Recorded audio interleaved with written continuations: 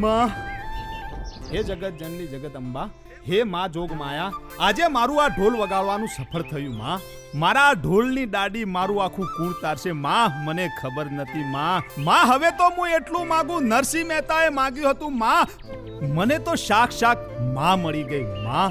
મોક્ષ સિવાય કોઈ નાની આશા રાખું ને માં, તો મારો આ ઢોલ લાજે માં, મારો આ ઢોલ લાજે માં. બીજી એક વાત માગું માં. માં, તું જ્યાં વાસ કરે ને ત્યાં માં તારી પ્રાર્થનામાં મારો આ ઢોલ ધબુકતો રહે માં, ઢોલ ધબુકતો રહે.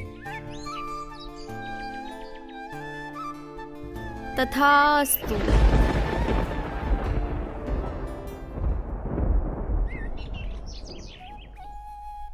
આવ જહુબાઈ.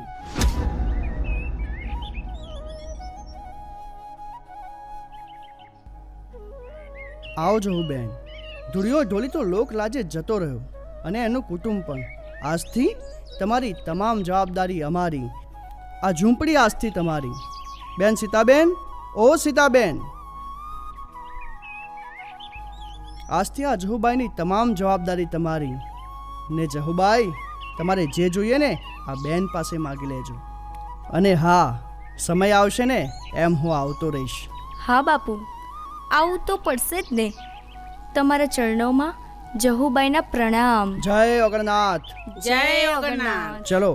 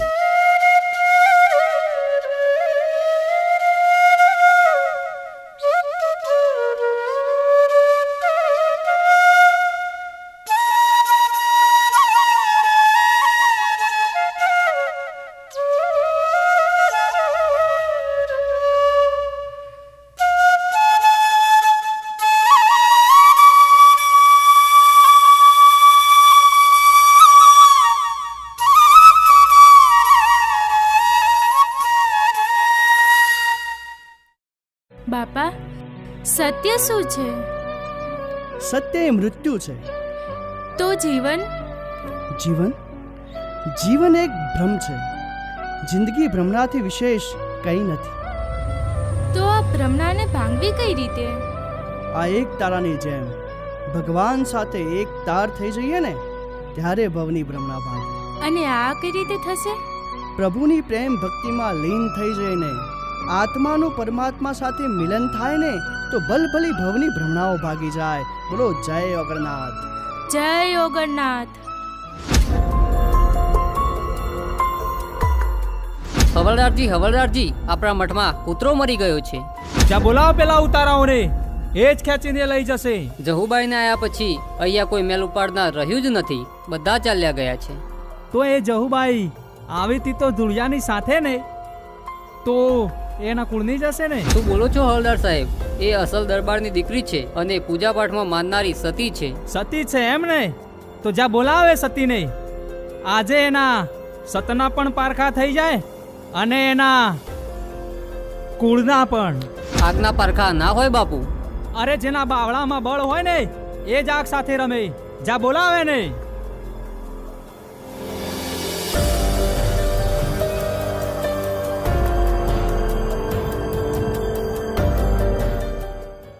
કેટલી વાર ક્યાં ગયા પેલા? આવ્યા કે નહીં? આ કૂતરું ગંધાય છે ક્યારનું એ. ભાઈ, શું કામ હતું મારું? તારા લીધે આ ગામમાં કોઈ મેલ ઉપાડે એવું રહ્યું નથી. અને હા, તું જ આવી હતી ને ધુળિયાની સાથે. પેલું કૂતરું મરી ગયું છે, તારા સિવાય બીજું કોઈ નથી અને એને તારે જ ઉપાડવું પડશે. ભાઈ, આ કૂતરાનો દેહ શાનો બનેલો હોય છે?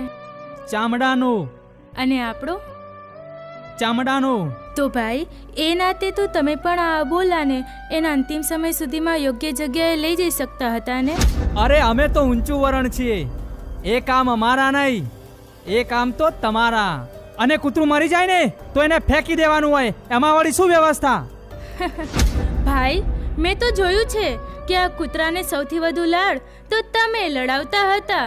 અને હા, જ્યારે તમે સૂઈ જતા હતા ને ત્યારે અડધી હવલદારી તો આ કૂતરું કરતો હતો. બોલવામાં ભાન રાખ, નહીંતર જોયા જેવું થશે.